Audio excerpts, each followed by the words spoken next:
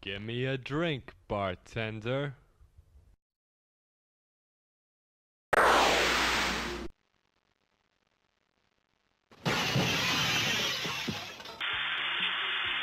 Hello friends, this is Grief speaking. Today we're going to be looking at the worst video games iceberg by RagingRowen on Reddit. In the last video, we went through tiers 1 through 4, so we're finishing up today with tiers 5 through 8. If you missed the first video, you can check that out, but you don't need to enjoy this video. Well, I'll keep it short and sweet because we have a lot to get to. This is the worst video games iceberg, part 2. Tier 5. The Simpsons Wrestling. The Simpsons definitely has a shady past when it comes to video games, but one of, if not its worst offender, is The Simpsons Wrestling. The game was released in 2001 for the PlayStation, and it's exactly what it sounds like. Famous Simpsons characters wrestling in a ring. There's no real story. The game manual gives a paragraph explanation, which is that aliens are challenging the human race to a wrestling match, and it's given everyone wrestling fever. I don't know, but it doesn't really matter because the game itself has no cutscenes or dialogue or anything. It's just a tournament fighter. You select your favorite Simpsons character and then work your way through fighting everyone else and eventually an alien. The character selection screen is atrocious here. I don't get why the art is so bad for the character portraits, and the actual game has its issues as well. Although there are 10 different locations, they're all really generic. The ring looks the same in all of them, and yeah, you can see some iconic locations like the Simpsons house or Quickie Mart in the background, but they don't look great and your focus is in the ring anyway. I think it would have been better if the locations worked as the ring, like if you were wrestling in the Quickie Mart or power plant instead of a ring propped up in these areas. And the crowds look pretty bad as well, considering they're all just motionless cardboard cutouts. Anyway, let's just get to the gameplay. What can I say? You whack the hell out of your opponent and then pin them to win. There's not a lot of variation here. The characters do have their own special moves, but they're more frustrating to perform than anything, and there's just bad input lag. There's not much more to say about it. The Simpsons skateboarding.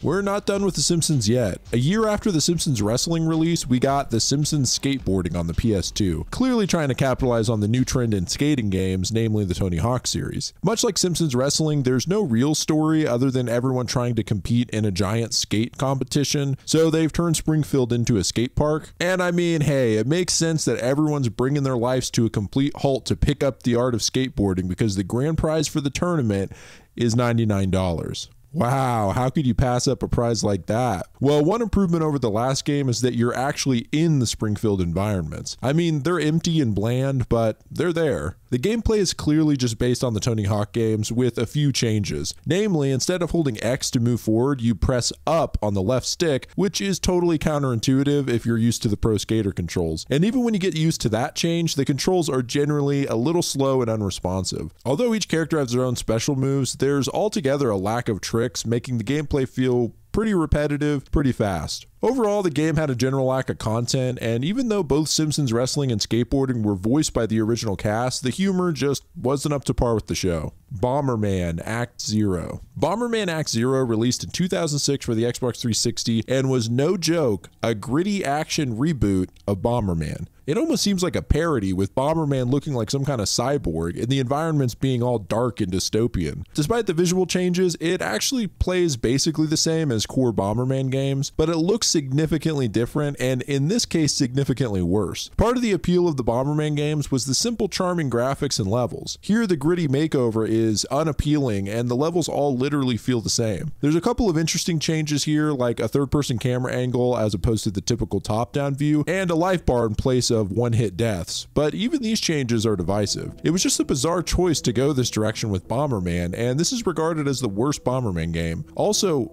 is that a GIMP suit? Double Dragon 2, Wander of the Dragons. This game released in 2013 on the Xbox Live Arcade and is considered one of the worst beat-em-ups ever. The game fails on almost every level of analysis, including the most basic game mechanics. The combat is frustrating since they added a stamina bar, which should never be in a game like this, and the inability to effectively use moves like the elbow smash or power kicks, which are either unpredictable or don't even work no matter how many times you try. This is all on top of bad movement. Yeah, just moving in this game is frustrating because turning around takes forever. The game tried to introduce some new gameplay elements like special moves and a super meter, but they're poorly implemented for a couple of reasons. One is that the super meter is extremely hard to fill up because it randomly empties for no apparent reason, and two, the game actually discourages you using it. If you use one special move, you would get the bad ending for the game.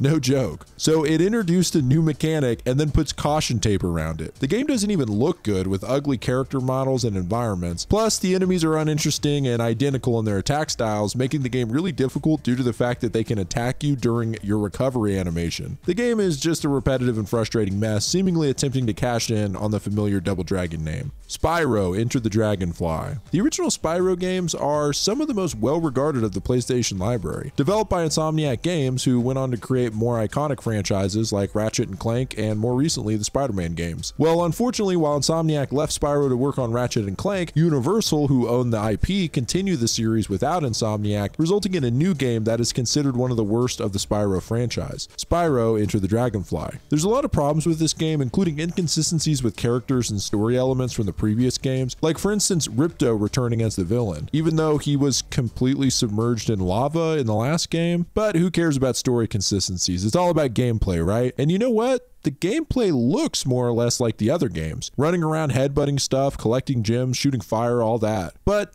it's all an illusion because Spyro just feels harder to control in this game, making jumps harder and abilities harder to execute. The real issue here is the performance. There's constant frame rate drops making the game feel sluggish. The level design is repetitive and unimaginative with only 8 levels that all follow a similar structure. Collecting dragonflies, which is the main goal of the game, feels less satisfying than it should, and minigames are just awful with terrible controls and repetitive tasks. Now, it is worth mentioning that this game is infamous for having one of the most brutal development hell stories ever, with the game being rushed to market for a holiday release. Apparently it was so bad that employees of Check 6, one of the studios developing the game, were starving, had no health insurance, and there's even a story of one of the developers attempting to kill another by choking him. I'm not sure if that's true, but regardless, it's another example of why rushing game development to try and make a quick buck never works in the long run. Mega Man X7. X7 is considered the worst Mega Man game by many fans. It was released in 2003 and was the first game in the series to transition to 3D graphics. The game introduces a new character as well, Axel, meant to refresh the series. Unfortunately, the gameplay itself feels sluggish compared to its predecessors, especially the 3D sections of the game, which have slow movement and awkward camera angles. The core gameplay elements like dashing and combat look like Mega Man, but feel off compared to the rest of the series. The new lock-on mechanic for shooting removes the challenge and skill typically associated with the series. The boss fights and level designs are uninspired and repetitive, and yeah, they have the depth that comes along with the third person, but when it looks bland, that doesn't go very far. Throw in some bad voice acting and sound design, and you have a recipe for a bad game. Are you stupid? You're in danger if you just stand there.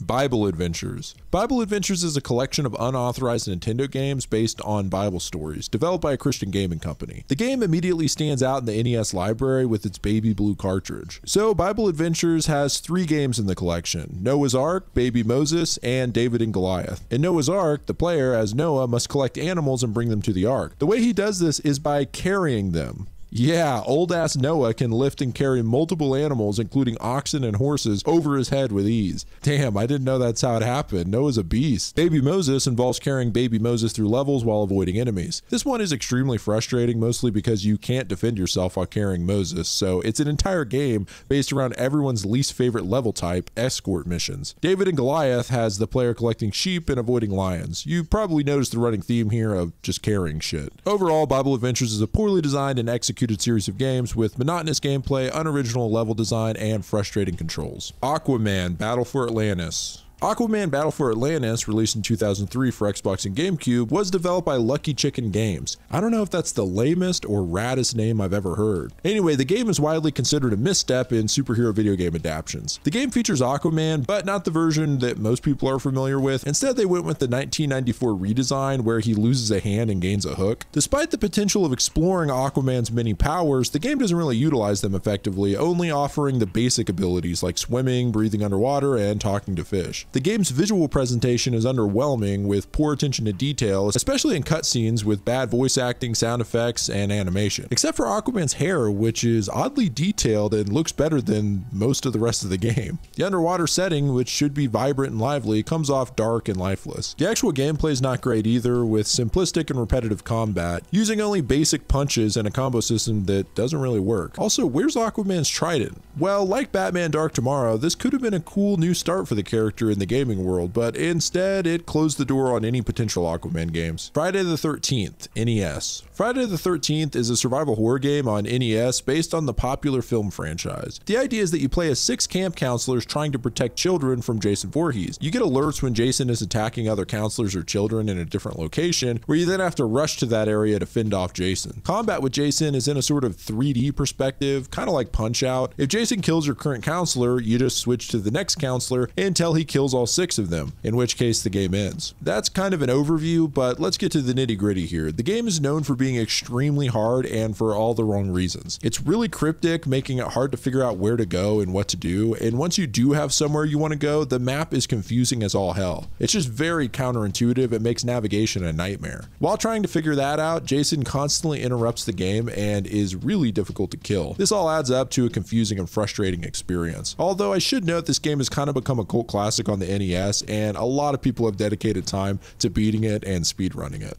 Rise of the Robots. Rise of the Robots released in 1994, and its primary claim to fame is its impressive graphics for the time, especially in its Amiga and MS-DOS versions. However, the game lacks engaging gameplay mechanics, with only basic attacks and a few special moves per character. It's also notorious for its restrictive single-player mode, where players can only play as one character, the Cyborg, and must restart from the beginning if they lose a match. The 2-player mode has the same issue, with player 1 being locked to Cyborg again. Why do they like this character so much? But the second player is free to choose any character. What a bizarre design choice, especially at this point in time when players have high expectations from games like Street Fighter 2. The game has no real narrative, with most of the story relegated to the instruction manual and a novel. Wait, they seriously wrote a novel for this? Like I said, the graphics were pretty stellar for the time, but the backgrounds were so basic, and the fighters are all generic looking, so it's sort of like if you made a hyper photorealistic 3D egg. It's still just an egg. Does that analogy make any sense? I don't know. Overall, the game was just boring, and that's the worst thing a video game can be, in my opinion. Life of Black Tiger.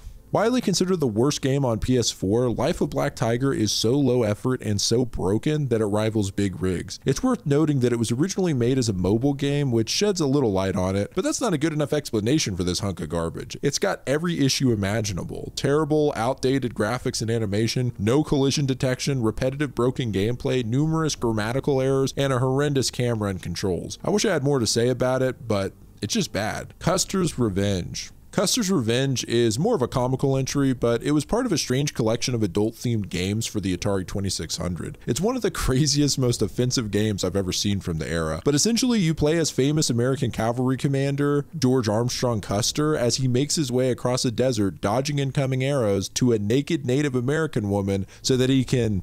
Yeah, you get the idea. I don't know how this game was even made or who would even want to play it, but it exists. Lula 3D. Speaking of adult-themed games, Lula is a series of games on various platforms that takes place in the adult film industry and feature the titular character and adult actress, Lula. Lula is attempting to make her next film when several of her fellow actors are kidnapped. The game is basically an adventure and puzzle-solving game where you attempt to recover the girls from the kidnapper. Obviously, the game is focused more on showing off the female nudity than making, you know, a good game, so pretty much everything about it stinks. Shaq Fu. One of the weirdest celebrity game tie-ins ever, Shaq Fu follows Shaq as he enters a mystical land to find a kidnapped boy. So he makes his way through the overworld fighting various humanoid creatures like mummies and monsters and stuff. It's a bizarre premise, but the graphics look okay and the characters are interesting. But where Shaq Fu really fails is the controls. They feel completely unresponsive, which is the opposite of what you want in a fighting game. It seems that some of this is due to the over-the-top animations for everything, even basic moves, so you often have to wait for the animations to end, making the whole thing feel slow. One of the strange things about the game is the difference between the two versions of the game. For instance, the Sega Genesis version has several more characters than the Super Nintendo version. In fact, the roster is basically halved in the Nintendo version, which is crazy to me. At the same time, the Super Nintendo version has more sound effects added in. It doesn't really matter because people hate the game so much no matter what console it's on. There actually used to be a website dedicated to hunting down and destroying every copy of the game. Damn.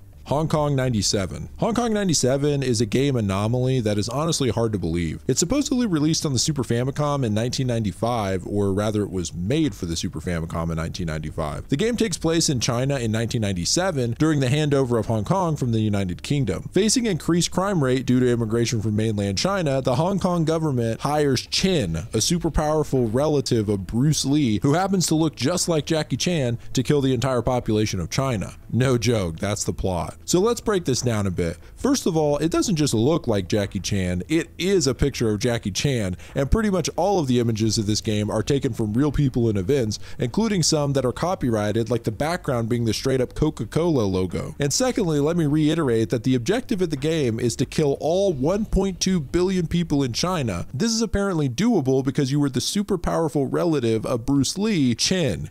Yeah.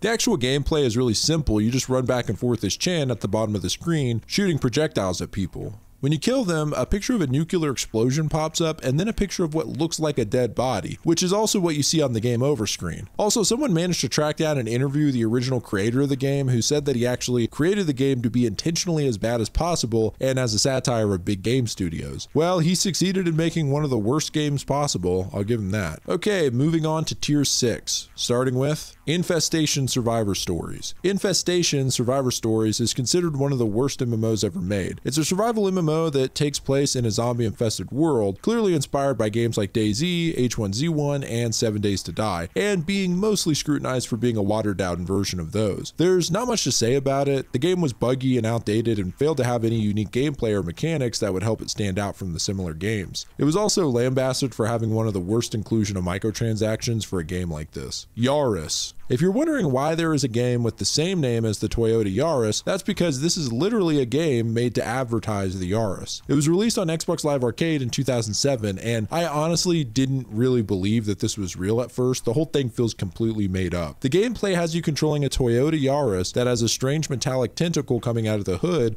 that shoots lasers at a plethora of bizarre enemies. As you complete levels, you unlock Toyota coins that you can spend on different versions of the Yaris. I mean, honestly, I'm at a loss for words. How is this a real game? Captain Novolin. Captain Novolin released in 1992 for the Super Nintendo. It's a game made for the sole purpose of educating players about diabetes. I'm not even kidding. It sounds like a parody of an educational game, like something you'd see in South Park or Family Guy or something. You play as the title character, Captain Novolin. I guess Novolin is the name of an insulin brand. Anyway, Captain Novolin has diabetes, and you traverse the environments dodging sugary foods. Once again, the whole thing feels like a satire. Along the way, the game teaches you how to properly take insulin and has straight up tutorials and then quizzes you on them. Now, the concept is bad enough, but that wouldn't be all so awful if the game was fun to play. But the gameplay is pretty boring because Captain Novolin has no attacks. You just jump to dodge, and it's pretty hard because the controls are unresponsive. Plus, like I said, you have to sit through the educational parts as well. It's a what did you expect kind of game. You know, it would actually be amazing if this turned out good. Imagine an alternate timeline where Captain Novolin is considered one of the greatest games in the Super Nintendo library.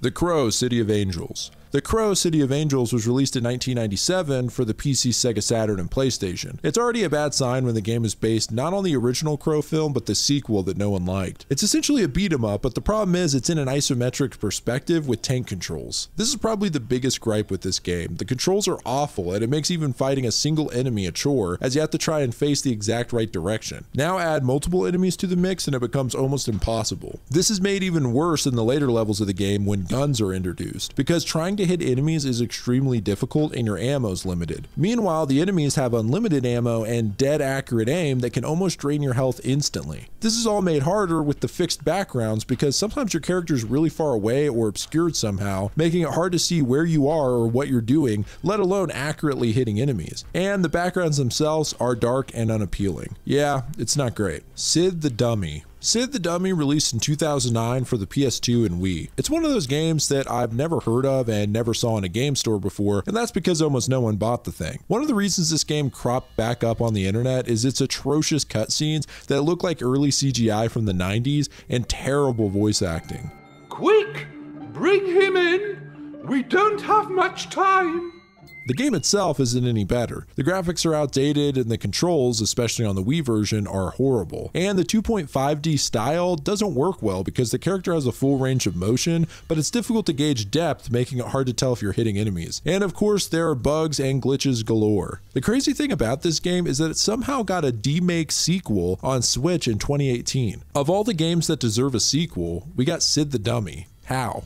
Popeye 2021. Popeye released on the Switch and PS4 and is one of the worst games based on an existing IP I've ever seen. The game is mind-numbingly basic. You play as Popeye running around a map collecting hearts and letters that Olive Oyl throws down to you, all while avoiding Brutus. And let's be clear, Brutus is no challenge at all. He moves so slowly that Popeye can easily run around him, and also you can just uppercut him into oblivion like you're harnessing the powers of the giants from Skyrim. Or maybe the giants in Skyrim were just eating spinach. Anyway, the environments, of which there are only 3, are laughable. They look like they were made in Roblox or Dreams or something, and they're really small. So that is the whole game. Run around and collect hearts, move to the next level, collect letters, rinse and repeat, with no challenge or enjoyment of any kind. The Town with No Name. The Town with No Name released in 1992 on the CD-TV. There was some controversy as to the placement of this entry. Many people thought it should have been put on the first couple of tiers, especially since the game blew up all over YouTube a few years ago, with some clips getting up to 22 million views. I typically stick to the original chart though, so that's why I'm covering it here on tier 6. Anyway, The Town with No Name is a point-and-click adventure game. You play as the man with no name, arriving in town only to be attacked by gunmen, and the objective is to kill all the members of a gang. The reason the game has become so infamous is the rotoscope style animation and off-the-wall humor. While initially the game was just crapped on for being a pile of gaming garbage, it has gained a cult following, with many saying that the humor was far ahead of its time, and I agree. It's pretty clear that the game was made intentionally bad, at least to some degree, and virtually every sequence fits perfectly with modern internet humor, which is why so many clips have gone viral. The game comes off more of a parody of point-and-click games, and so as a practical joke, it's kind of amazing. The right time, old man.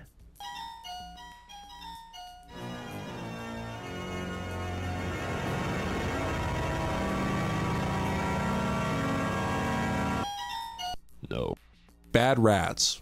Bad Rats is supposedly a physics-based puzzle game released on PC in 2009. The premise involves players using various rats with different abilities to manipulate a ball to solve puzzles, often leading to the gruesome death of a cat in each level. I'll be honest, I unironically love the cat's death in this game. I mean, come on, that's funny. Anyway, despite its potentially entertaining concept, Bad Rats is widely regarded as one of the worst games of the sort due to a plethora of issues, including a bad interface, outdated graphics, and most glaringly, the physics just don't work. Considering this is a puzzle game that relies on physics, that's not good.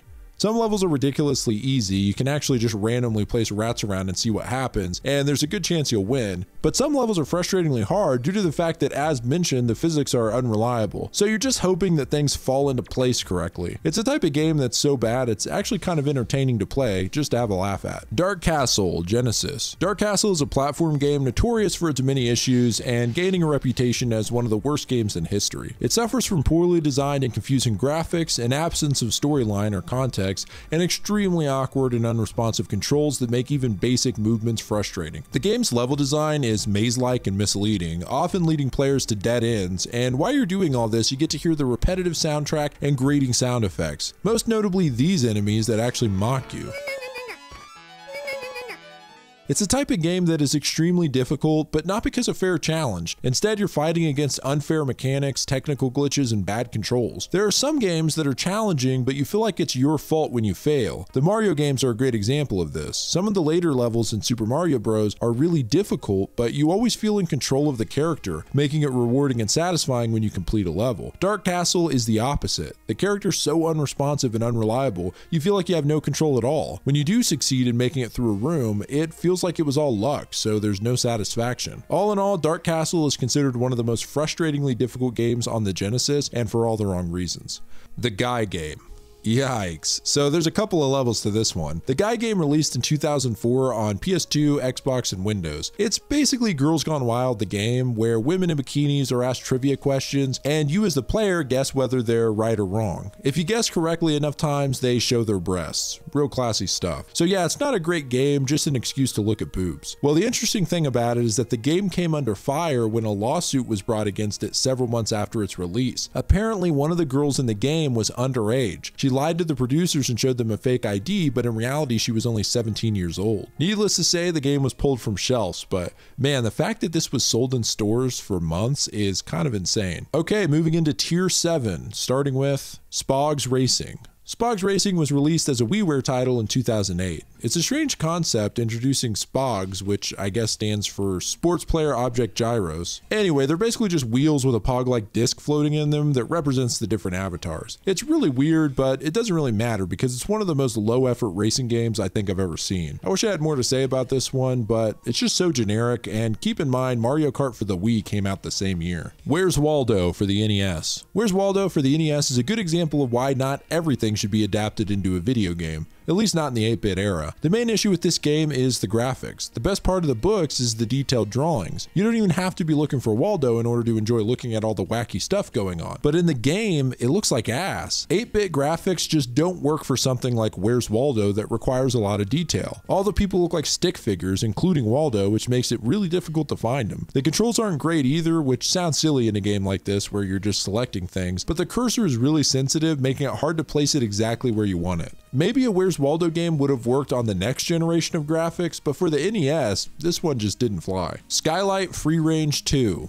Gakudin. I think I'm saying that right. Well, this game was released on the PlayStation Store in 2017, and it got a lot of attention because of a trailer that the official PlayStation YouTube channel put out. It honestly feels like an April Fool's joke or something, but no, this game is real, and you can buy it for $8 on the PlayStation Store. The game looks like it was made in Roblox with the most basic looking character models. The weird thing is, the game on paper is kind of ambitious. There's a character creator, real-time RPG combat, and it's jam-packed with world-building lore, with Mass Effect style story choices that can alter the game. Unfortunately, none of these ambitious ideas work in the actual game. It kind of reminds me of some early free MMOs I played back in the day, like Club Marion or Sherwood. Anyone know what I'm talking about? No? Well, whatever. The game is a total shit show. And the thing is, a lot of people say they actually feel bad for the guy who made the game because you can see that he put a lot of heart and soul into the project. It just wasn't executed well. Little Britain, the video game. If you're a longtime viewer of my channel, you'll know I'm a big fan of British comedy and TV shows like The Mighty Boosh, Garth Marenghi's Dark Place, and The IT Crowd. Well, Little Britain was a sketch comedy show from 2003 that's well regarded by comedy fans. And that's all great, but who in their right mind decided this needed to be a video game? When I first saw this one on the Iceberg chart, I honestly thought it was a gag. But no, Little Britain the video game is real. You play as several of the characters from the show as they do various physical activities like rollerblading,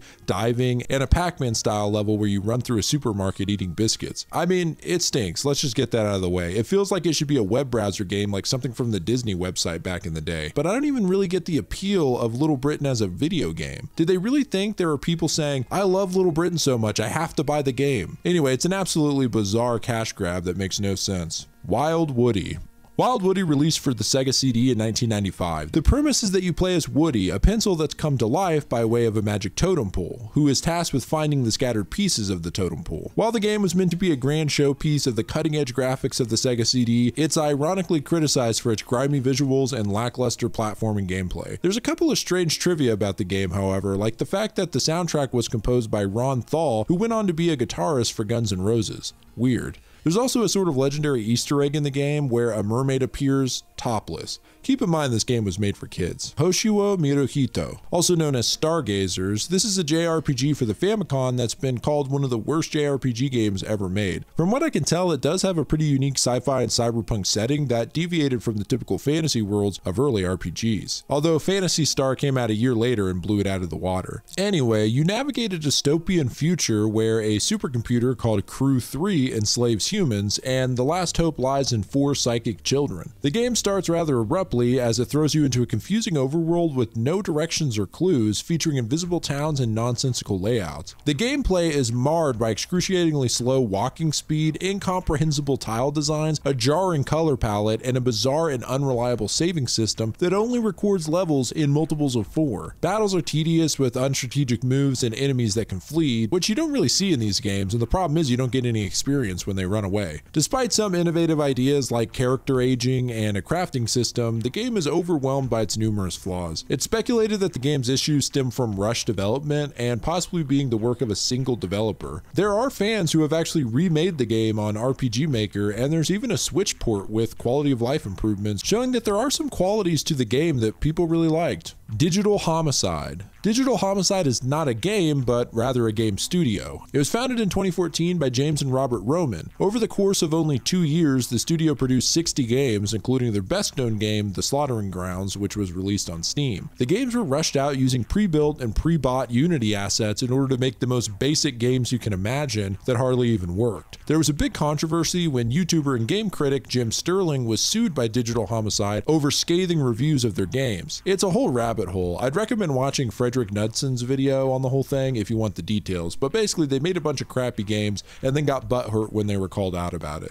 Sonic Jam on the Gamecom. The Gamecom was a handheld console released by Tiger Games in 1997 and is often cited as one of the worst game consoles ever made. Sonic Jam was a collection of Sonic games, Sonic 2, Sonic 3, and Sonic & Knuckles, originally released for the Sega Saturn, but there was a version made for the Gamecom, and it is without a doubt the worst way to play these games. It's hard to explain how bad this is. I mean, just look at it. It's in black and white, the screen is tiny, Sonic moves all slow and jittery, and the sound is terrible. We mentioned some other less than stellar Sonic games in the last video, but those games are playable despite some flaws. Sonic Jam is a joy sucker that actually seems like a chore to play. Dark Years. Dark Years released on Steam in 2015, although it looks like it should have come out in 2003. It's an open world action game where you swap between playing as a detective and a journalist. Now, where do I start with this one? As I said, the graphics are extremely outdated, and the environments and characters look like they just cobbled together free assets. Puzzle solving is supposed to be a big part of the game, but the puzzles make no sense, and they knew it too because the game comes with a manual that is just a step-by-step guide of the game. And let's talk about the open world. The open world is a little lofty here, considering the map is tiny and empty, and just walking around this game doesn't work. The camera's crazy, and you can just clip through walls or fall through the ground at random. But the main thing that made this game legendary is the voice acting, which is some of the worst I've ever heard.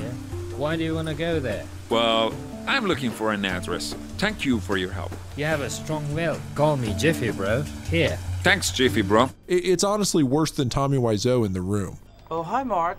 On top of all that, the story is supposed to be based on real historical events surrounding Operation Ajax, where in an attempt to secure the rights to Iran's oil, British and American governments secretly backed a coup that overthrew the democratically elected government of Mohammad Mossadegh. Well, I don't know about any of that, but would you believe that this game was funded by the Iranian government? And even weirder than that, if you look online, you can find a bunch of favorable reviews of this game that are clearly paid for. It's all really weird. Fight for Life. Fight for Life is another crappy fighting game that released in 1996 on the Atari Jaguar, pulling from various other fighting games like Eternal Champions, Virtua Fighter, and Mortal Kombat. Fight for Life follows a roster of people who have all died in their own home dimensions. They're all brought together in the Spectre Zone, where they fight in a tournament where the winner of which will gain their life back. The movement is sluggish, the moves are super basic, and it takes forever to kill your opponent, meaning that the rounds seem to go on forever. Unfortunately, leaving Fight for Life as a forgotten failure. Okay, moving on to the final tier, Tier 8, starting with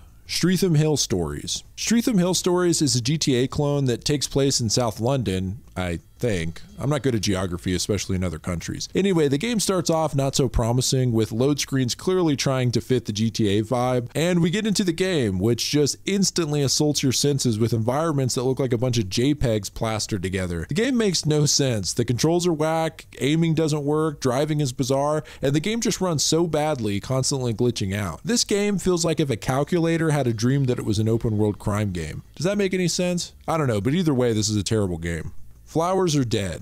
Yet another game released on the PlayStation Store, and this one gained a lot of attention for its trailer posted on PlayStation's official YouTube. The trailer, no joke, is just a series of static shots of a campsite with nothing happening. No music, no narration, no gameplay. It ends on a shot of a tape recorder on a bloody picnic table, which I guess was supposed to be the big moment in the trailer, but needless to say, it's known as one of the worst trailers ever. Well, in a way it's actually good, because trailers are meant to show off what the game is, and I think that trailer showed this game perfectly. It's a boring, broken mess. It's clearly trying to capitalize on popular story-driven games where you collect notes and recordings and slowly solve a mystery and all that stuff, but without any engaging gameplay, puzzle solving, or an immersive and interesting storyline. For fun. For Fun has a long and dicey history, but it all starts with QP Jazzy. QP Jazzy was originally a Kickstarter campaign looking to create a modern game in the style of classic Nintendo 64 era platformers like Banjo-Kazooie. Sound familiar? Yep, it sounds very similar to Yooka-Laylee, a Kickstarter funded game that did just that. Yooka-Laylee was considered a big letdown, but regardless, its campaign was a huge success, raising over $2 million. It seemed pretty clear that QP Jazzy was attempting to piggyback off that success, but they didn't just have a similar concept. The actual Kickstarter page was straight up copy and pasted in several areas from the Yooka-Laylee Kickstarter. That's not even mentioning the gameplay shown, which was clearly a direct ripoff of Banjo-Kazooie. Well, this obviously got the developers in hot water, and the campaign failed to raise its goal, like not even close. Now the story takes another twist, because while the project seemed dead and gone, the popular Spanish YouTuber Dallas Reviews acquired QP Jazzy, renamed it to For Fun, and released it on Steam. I should mention that Dallas Reviews has a horrible reputation as a real scumbag for various reasons, but let's just focus on For Fun. The game is a cheaply made mess not worth playing in any capacity, but there's more controversy. First of all, the narration in the game was done by Dallas Reviews, and besides bad quality, it's filled with swearing and innuendos, which was a controversy of its own because the game claimed to have an ESRB rating of E for everyone, which was actually not given out by ESRB. Then someone discovers after looking through the game files that it actually used assets directly from Banjo-Kazooie, namely music. There's a lot more to the story, but that's the gist of some of the problems surrounding this game. It's no longer available on Steam, and I'm not sure if you can even find it anywhere now. Not that you'd want to. World Cup Carnival. World Cup Carnival released on the Commodore 64 in 1986 in an attempt to capitalize on the FIFA World Cup being held in Mexico that year. The problem is that the developer Arctic Computing just blatantly repackaged their own game, World Cup Football, which was released 2 years prior. The problem being that they had actually sold the license to World Cup Football and were then sued for using their own game, which they didn't have the license to. It didn't help that the game was critically panned by everyone who played it. Human Killing Machine. Human Killing Machine, or HKM, often cited as one of the worst fighting games ever made, has an interesting and dubious history. Developed by Tiertex, a UK studio that was notorious for poorly porting arcade hits to home computers, HKM was intended to be a sequel to Capcom's original Street Fighter for home computers. However, Capcom rejected Tiertex's version, which led to the game being renamed Human Killing Machine. The game tried to mimic the structure of Street Fighter by having the protagonist, Quan, fight 2 enemies per country, culminating in a final boss fight. Tiertex went so far as to actually market HKM as a follow-up to Street Fighter, contributing to its long-standing reputation as an unofficial sequel. The game featured a roster of stereotypical characters from various countries, including animal opponents. What is this, Tekken? Despite its attempt to replicate Street Fighter, HKM lacked essential features like scrolling backgrounds, character selection. I mean, it didn't even have a 2-player mode. The gameplay was slow and clunky with no special moves and a bizarre health regeneration mechanic that seems to heavily favor the computer. Despite its many flaws, HKM has garnered a sort of cult fascination over the years, and Tiertex eventually faded from the gaming industry, closing its doors in 2003 after a string of mediocre releases. Cassette 50. Cassette 50 is a collection of 50 video games released in 1983 by Cascade Games for various home computers, including the ZX Spectrum. It was developed and marketed exclusively in UK, as far as I can tell, which is why people often call it the UK's version of Action 52. Unlike Action 52, though, the Cassette 50 had a much more reasonable price, making it much more successful despite the game's poor quality. The compilation consists of basic and simplistic games, many written in BASIC, making it easier to port them across different computer systems. Some of the games were developed by Cascade's founder, Guy Wilhelmy, while others were sourced from bedroom coders. There have been several accounts from people saying that they designed some of the games at 13 or 14 years old and were paid only $12 per game and no rights or royalties. The games covered various genres, but many were simple clones of popular titles like Pac-Man or Space Invaders with minimalistic graphics and gameplay. Among the 50 games, a few stand out for being slightly better or more playable, but the overall quality is notably low. Cassette 50 remains a fascinating piece of video game history, particularly for its impact on the UK microgaming scene and its influence on the culture of gaming. Squidge for the ZX Spectrum. Yeah, we're talking about a game called Squidge. Well, speaking of the ZX Spectrum and kids designing games, Squidge was made by Jason Kendall at 12 years old for the Commodore and then ported to ZX Spectrum by Jason Creighton. The ZX Spectrum is our focus here, namely because the game is actually unplayable. And I mean really, it's not playable. The character won't move. Of all the games I've covered so far, that is a first. The issue seems to be due to the game only recognizing lowercase control inputs, but caps lock is turned on by default in the game's programming. A specific poke, which is a basic command used in Spectrum gaming to modify or hack a game, is required to fix this issue and make the game playable. Yeah, so you actually have to hack the game in order to play it. And once you actually do fix the movement, the game is slow and basic. You just navigate a maze shooting enemies. The crazy thing is that this game was actually released and publicly sold with the movement error. That's so crazy. And last on the list, Hairraiser. The story of Hairraiser actually begins with artist Kit Williams, who created a children's puzzle book called Masquerade in the late 1970s. The book contained clues to the location of a real golden hair crafted by Williams himself, hidden somewhere in England. This sparked a national treasure hunt, and man, what a cool idea. Unfortunately, the prize was controversially claimed by someone who had obtained insider information rather than solving the actual puzzle. That someone was Dougald Thompson, although he went under the fake name Ken Thomas. Inspired by the success of Masquerade, a company named Hairsoft was formed by Thompson using his unethically obtained winnings from the golden hair to finance the venture. Hairsoft aimed to replicate the treasure hunt concept in the form of 2 video games, Hairraiser Prelude and Hairraiser Finale. These games were supposed to provide clues to the location of the golden hair, now offered as a prize worth an estimated £30,000. The games themselves were poorly designed and barely functional. In fact, they're barely games at all, only consisting of moving around screens with little interaction or meaningful content, and they were priced at $9 each, which was considered expensive at the time, especially for almost no content. Well, at least you had the chance at solving the puzzle and winning the prize, right? Wrong. There was no prize, and the games only pretended there was a puzzle to solve, making it one of the biggest and possibly the first scams in all of gaming.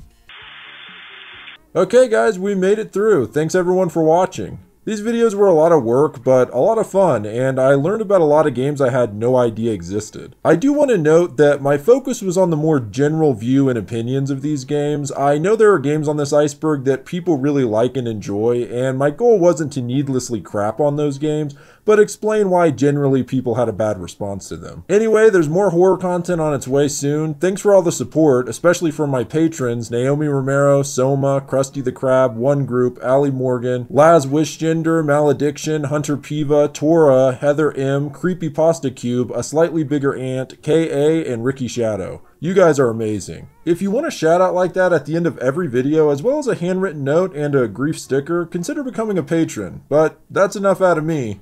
This is Grief speaking. Goodbye, friends.